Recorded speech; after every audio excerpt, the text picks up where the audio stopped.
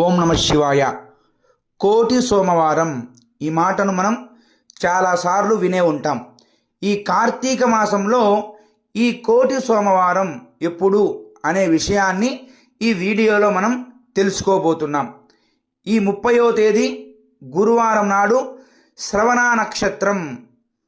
ఈ రోజున కోటి సోమవారం అని అంటారు. అంటే కోటి సోమవారాలు మనం పూజ చేస్తే ఎంత విశేష ఫలితం వస్తుందో ఈ 30వ తేదీ గురువారం నాడు శివారాధన చేయడం ద్వారా అంత ఫలితాన్ని ఆ పరమేశ్వరుడు మనకు అందజేస్తాడు.